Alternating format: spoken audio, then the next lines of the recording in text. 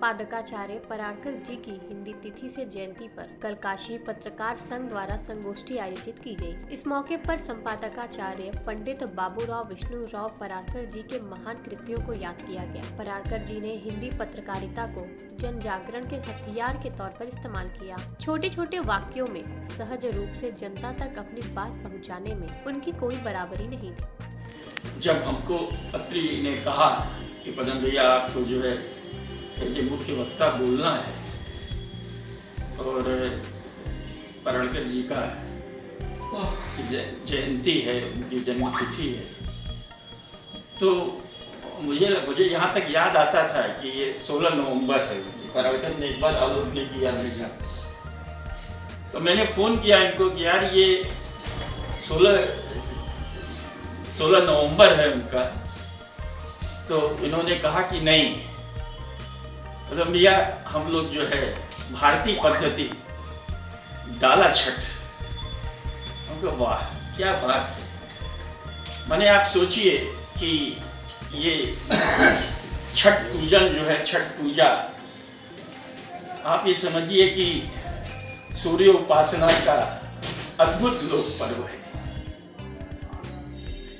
और उस दिन अवतरित हुए पराड़कर जी और वाकई में सूर्य पुत्र की तरह उन्होंने दिगंत में जो है अपनी कलम से जो है चारों तरफ आलोकित किया। मैं केवल हिंदी पत्रकारिता की बात नहीं कर रहा हूं, मैं समग्र भारतीय पत्रकारिता की बात कर रहा हूं। मुझे याद नहीं आता कि किसी संपादक या कोई पत्रकार, जैसे अभी भैया ने कहा कि छोटे छोटे वाक्यों में घाव करे गंभीर, ऐसा लेखन मैं समझता हूं। मैंने बहुत ज्यादा नहीं पढ़ा है, बहुत थोड़ा बहुत पढ़ा है। और जब मैं आज अखबार गया था तो उस समय उनके तिरोधान को 22 वर्ष बीत चुके थे, लेकिन उनके समकालीन और एक तो गंडाबंद शिष्य भी थे जिनकी चर्चा मैं करूंगा, उनके मुखारबिंद से जो है मैंने बहुत कुछ सुना है। यहाँ तक कि जो एक प्रूफ रीडर थे वो पराड़कर जी की भी लेखनी पर कभी कभी कलम चला देते थे। वो हमारे गुरुओं में से एक थे। तो मैंने जाना कि क्या थे, और सबसे बड़ी बात क्या थी नहीं कि वो बहुआयामी थे। वो मतलब चतुर्मुखी प्रतिभा के धनी थे। देखिए, बहुत पत्रकार हुए, बड़े संपादकाचार्य हुए होंगे, कि ऐसा पत्रकार आपने नहीं देखा होगा, ऐसा संपादक आपने नहीं देखा होगा जिसकी एक जेब में कलम हो, रणभेरी हो, दूसरी जेब में पिस्तौल हो और हाथ में अखबार हो।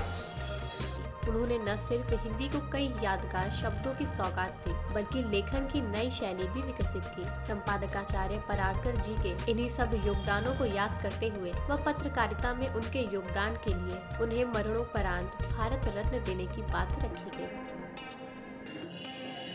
मैं तो सबसे ज्यादा जिम्मेदार मीडिया हाउसेस को मानता हूँ कि स्तरीय पत्रकारिता नहीं रह गई है। पत्रकारिता के स्तर में जो गिरावट आई है उसके लिए सबसे ज्यादा अखबारों के मालिक जिम्मेदार है। सोचिए कि आज भी 3,000, 4,000 और 5,000 रुपए में पत्रकारों से काम लिया जाएगा तो वो किस स्तर की पत्रकारिता करेंगे और उनसे क्या अपेक्षा होगी, यह सहज ही अनुमान लगाया जा सकता है। जहां आज एक साधारण क्लर्क किसी विभाग का 50,000 रुपए से कम वेतन नहीं पाता।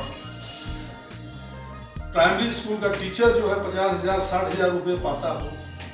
पुलिस विभाग में एक कांस्टेबल 50,000 रुपए से ज्यादा सैलरी उसकी हो। ऐसे में अगर 10,000 भी वो सैलरी अगर दे पत्रकारों को तो क्या करेंगे, उनका घर परिवार कैसे चलेगा। तो इसके लिए सबसे ज्यादा जिम्मेदार तो मीडिया हाउसेज ही हैं। उनको कम से कम इतना तो वेतन देना चाहिए कि पत्रकार अच्छे मिले, अच्छा लेखन करें और उनसे जो अपेक्षाएं हों उस पर वो खरा उतरें। पराड़कर जी मराठी भाषी परिवार में जन्मे थे, लेकिन उन्होंने हिंदी को जो आयाम दिया उसके लिए हम लोगों को सदैव उनका ऋणी रहना चाहिए। हम लोग पहले व्यक्ति हैं जो कि उनके गांव तक गए। पेश है न्यूज बकेट हिंदी मासिक पत्रिका। पढ़ें इस महीने की पूरी खबर विस्तार से हमारे न्यूज बकेट की मैगजीन में। हमारी ई मैगजीन को मुफ्त में पढ़ने के लिए अभी लॉगिन करें www.newsbucket.in पर। इसके अलावा रोज की ताज़ा खबरों के लिए हमारे YouTube चैनल को तुरंत सब्सक्राइब करें।